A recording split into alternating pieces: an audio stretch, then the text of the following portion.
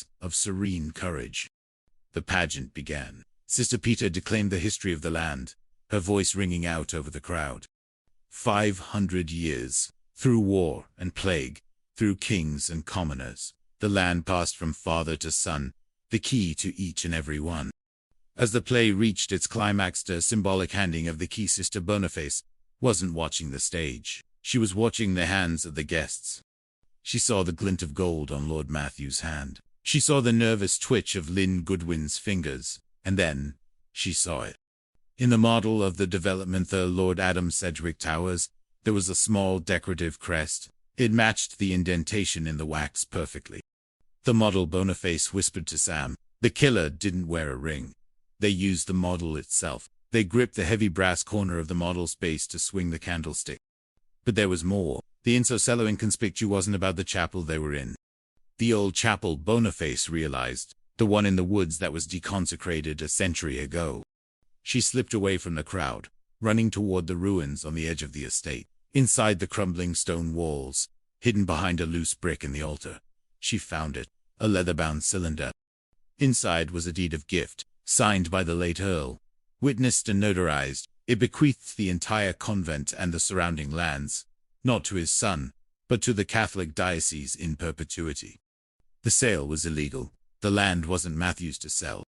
She ran back to the gardens just as the speeches were beginning. Lord Matthew was at the podium, his hand trembling as he reached for the pen to sign the final contract with Ronnie Pan.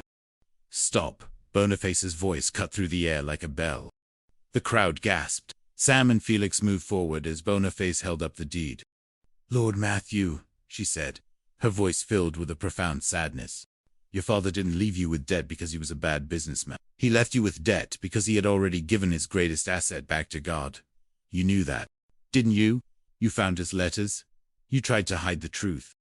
Matthew's face collapsed. The mask of the Earl shattered, leaving only a desperate, broken man.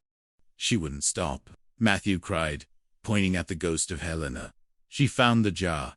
She knew the deed existed. If the sale didn't happen, I'd lose everything. The house, the title, everything. You lost your soul instead, Matthew," Reverend Mother Adrian said, stepping forward. The arrest was quiet. The pageant ended not with a handover of a key to a developer, but with a prayer of thanksgiving. Chapter 5. The Fragrance of Lavender and Forgiveness. In the weeks following the arrest of Lord Matthew, Great Slaughter felt as though it was slowly exhaling a breath it had held for half a century. The scaffolding that had begun to rise around the convent was dismantled, leaving the stone walls to bask in the soft autumn sun. Sister Boniface spent her afternoons in the garden, planting lavender near the spot where Sister Helena had been found. It was a gesture of purification, a way to replace the scent of wax and violence with something that spoke of peace. One evening, Sam Gillespie found her there, leaning on her spade. He looked different, less like a man burdened by the law, and more like someone who had found his own footing again. "The trial dates are set," Sam said, his voice quiet. "Matthew is, well, he's cooperative. I think the guilt was heavier than the debt in the end." "Debt can be paid in coin," Inspector Boniface replied, "but a life stolen is a debt that only the Lord can settle." "How is Lynn?" Sam managed a small, sad smile. "She's resigned. The scandal was too much for her political career, but she's found work at the refuge. She told me the other day that for the first time in years, she doesn't feel like she's hiding from the ghosts of St. Peter's." They stood in silence for a moment, watching the shadows lengthen across the cloisters. "And Ruth?" Boniface asked, her eyes twinkling with that familiar, sharp mischief. She's staying," Sam admitted, a flush creeping up his neck.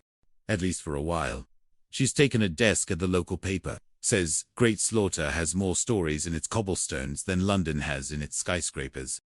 "I'm glad," Boniface whispered. "Every story needs an author, Sam, and every heart needs a home." Chapter 6. A New Covenant. The formal opening of the Sister Helena house was a far cry from the grand, cold unveiling of the Sedgwick Towers. There were no glass-on-steel models, only a simple wooden door, painted a welcoming shade of blue. Ronnie Palliser had surprisingly remained involved, though in a much humbler capacity. Under the stern but fair guidance of Reverend Mother Adrian, he had redesigned the project to restore the old manor outbuildings into safe, comfortable apartments for women in need. As the sun began to set on the day of the dedication, the townspeople gathered in the courtyard. There was laughter, the sound of Miss Thimble's choir this time perfectly in tune, a sense that the Quinston Ale was truly beginning, not ending. Sister Boniface stood in her lab, looking at a small, framed photograph on her desk. It was Sister Helena, young and vibrant, standing in the ruins of Ephesus. "We didn't miss it," Helena Boniface whispered to the empty room. "The foundations are still strong." Reverend Mother Adrian entered, holding 2 cups of tea. She handed one to Boniface and stood beside her at the window. "The Lord truly does work in mysterious ways, Sister," the mother said, her voice rich with contentment. "He took a tragedy and turned it into a testament of our resilience. And he reminded us," Boniface added, "that while stone can be carved and land can be sold, the spirit of St. Vincent is not in the deeds or the plaques. It is in the hands that reach out to the broken." Outside, the first star of the evening appeared over the hills. Great Slaughter was quiet, safe, and for the first time in 500 years, its future felt as certain as its past. Chapter 62. The Smallest Reagent. Eons after the final pageant of the All, the universe existed as a seamless web of light and sound. In this reality, the laws of physics were understood as the Mercy Protocol, and every living being was a note in the cosmic hum. But within the infinite perfection, a young apprentice named Leo felt a flicker of something long forgotten. Leo was a gatherer in the House of Understanding, on a planet called Terra Cotswolds, a world that looked exactly like the ancient hills of Great Slaughter, but built from refined light. His job was to catalog the resonant frequencies of old souls. One day, while dusting a shelf of forensic memories, Leo noticed something that shouldn't exist in a universe of pure light. A smudge. It was a tiny, dark, greasy stain on a glass tube that once belonged to the legendary catalyst Bono. "This is an impurity," his mentor, a being of pure vibration, hummed, "a ghost of the material age. Ignore it, Leo. We have reached the singularity. There is no more mess." But Leo couldn't ignore it. He took a small, bronze, magnifying glass and antique relic, passed down through the guardians and peered through it. It was a reaction. "Golly," Leo whispered. It was the first time that word had been spoken in 1,000 years. This smudge was a mix of lavender oil, old ink, and a microscopic drop of sacramental wine. It was the smallest reagent, the physical evidence of the specific, messy, beautiful life that had started the entire cycle. Leo realized that by reaching for the infinite, the universe had started to lose the specific. He began to search the infinite archive for more impurities. He found a frayed thread from a tweed jacket. He found a dried rose petal from a wedding bouquet. He found a single, sharp sentence written in a notebook about a local scandal. "The resonance is perfect," Leo said to himself, "but it's no longer a story.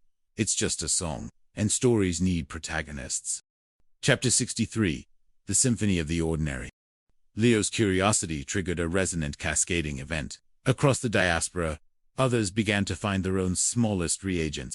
On a Vincentine arc near the Andromeda sector, a pilot found the smell of damp wool in the air filtration system. In a living cathedral on Orobar, a child found a stone that was actually called a piece of the original North Cloister. The universe didn't collapse, it deepened. The spirit of the guardians Boniface, Sam, and Ruth pulsed through the new reality. They didn't appear as gods, but as the impulse to ask why. Leo realized that the pure intent found by Helena Gillespie in the well was not a destination, but a baseline. The real purpose of the Song of Mercy was to allow the ordinaries to survive within the infinite. In a grand assembly of the Council of the Perennial, Leo presented his findings. He held up the glass tube with a smudge. "We have mapped the stars and decoded the soul."